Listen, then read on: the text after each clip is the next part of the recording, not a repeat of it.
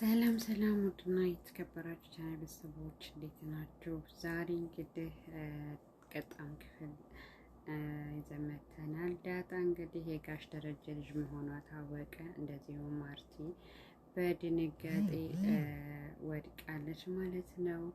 እንግዲህ ዳጣ ከእህቶቿ ከኤቢ እና ከውሃ ጋር እንግዲህ እህቶቿ መሆናቸው ተረጋግጧል። ዳጣ ሰላም ሰላም ውድና የተከበራችሁ የቻናሌ ቤተሰቦች እንዴት ናችሁ? ደህና ናቸው? እኔ በጣም ሰላም ነኝ። ዛሬ እንግዲህ ዳጣ በጣም ደስ ብሏታል። እንዲሁም ደግሞ የጋሽ ደረጀ ልጅ መሆኗ በጣም ደስ ብሏታል። እህቶቿን ተቀላቅላለች። ማርቲ የምትይዘውና የምትሆነው ነው ያጣችው። እንግዲህ ደረጀ ምን እንደሚያደርግ ግራ ተጋብቶታል። ቤተሰቡ እንግዲህ ገና ጦርነቱን ጀመረ ማለት ነው። ጦርነቱን እየተጀመረ ነው። ደስ የሚለው ነገር ዳጣ ዛሬ በጣም ደስ ብሏታል። እንደዚሁም ደግሞ ለሞገስ እያወራችው ነበረ። በጣም ደስ እንደሚሉ የቤተሰቡ ፍቅር ያለው በቃ በጣም ደስ እንደሚል ቤተሰቦቿ በቃ ነገሮች ይስተካከሉና ምናምን እወስድሃለሁ እያለችው ነበረ። በጣም ደስ ብሏታል ከሚገባው በላይ። ምክንያቱም ዳጣ ማንነቷ ነበር የሚያሳስባት። ያንንም ነገሮች በቃ ያን ነው በቃ ለሷ እሷ ማንነቷ እናትና አባቷን የማወቅ ነበረ ፍላጎቷ ማለት ነው። በጣም በደስታ ፈንድቃለች። ደሬና እንግዲህ ማርቲ እንዲሁም ቤተሰቡ ጦርነቱ ጀምሯል። እንደዚሁም ኤቢ ደግሞ ዳጣ እህቷ መሆኗን ስታቅ ምን እንደምትሆን እንግዲህ ቀጣይ ክፍል ላይ ይመጣል ማለት ነው። የምትይዘውና የምታደርገው ነው የጨነቃት እና ጋይስ በጣም ገና ተጀመረ ጦርነቱ ማለት ነው።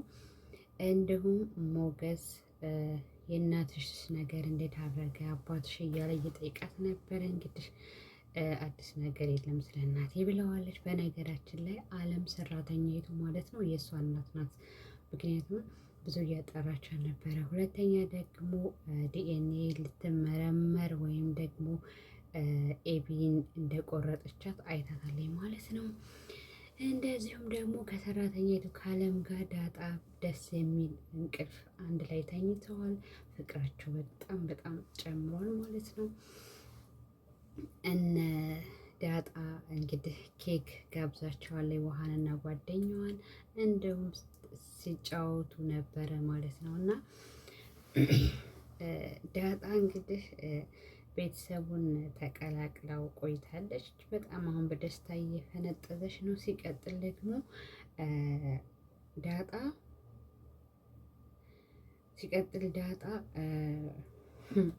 ከናሆም ክላስ እንግዲህ ገብታ አታውቅም።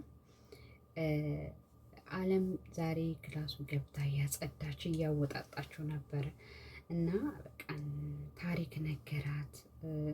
በድሮ ጊዜ ወይም ደግሞ በአፄ ምኒልክ ጊዜ አዲስ አበባ ላይ የተፈጠረውን የሰው ልጅ ሰው በላው በሚል ብዙ ነገሮችን እየነገራት ነበረ። በዛ መሀል ደግሞ አለም እንደው አንተን የወለደች እናት በጣም ታደላለች እያለች እያሞገሰችው ነበረ። እኔማ ለእናቴ ምን አደረኩላትኝ?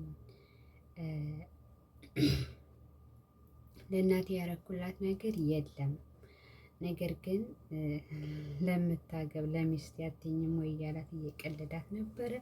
ግን እኮ ኤቢ ተወድሃለች አንተስ እንዴት ነህ እያለችው ነበር። እሱ ደግሞ ኤቢን እንደማይወድና ፍላጎት እንደሌለው ነገራት። እንደዚሁም አለም ማወጣጣቷን ቀጥላለች። እንግዲህ አታሳፍሪኝ እያላት ነው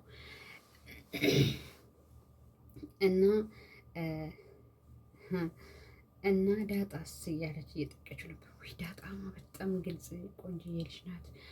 በጣም አለባበሷ በተለይ ቀሚስ ልብስ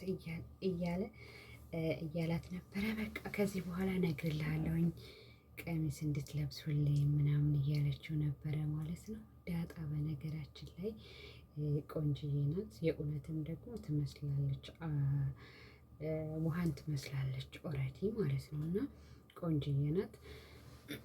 እና እንግዲህ ናሁም ይወዷታል። መጽሐፍ እያነበበ ነው። በቃ ከክላሱ ያው አቁማለች አትገባም።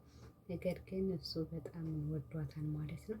ሲቀጥል ኬክ ውሃንና ጓደኛዋን ኬክ ልትጋብዛቸው ዳጣ ሄዳ ሂሳብ እንግዲህ ናሆም ነው ማን ተልኮ የከፈለው ማለት ነው።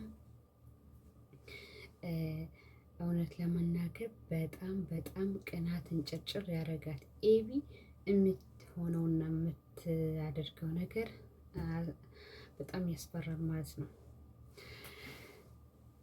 እና እንደዚሁም ደግሞ አለም ጋር በጣም እየተወያዩ ነበረ።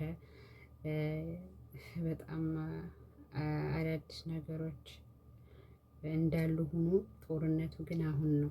ከዲኤንኤው በኋላ ነው ጦርነቱ እየከረረና እየጨመረ የሚሄደው። እኛም እንግዲህ ያን እየሰማን እየፈተፈትን እንመጣለን። እናንተ ሸር ሰብስክራይብ እያደረጋችሁ ማበረታት ብቻ ነው የእናንተ ስራ ማለት ነው። ሲቀጥል ደግሞ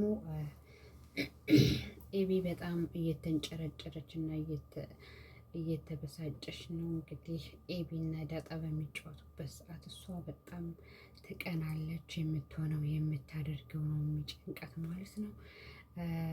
በጣም ከባድ ስሜት ነው ያላት። በጣም እያበሰጫጫት በቃ የሚያደርጋትን እያሳጣት ነው ማለት ነው። እንደዚያም ሆኖ ግን ዳጣ በጣም የምትወዳት ውሃን እያዝናናቻት ነው።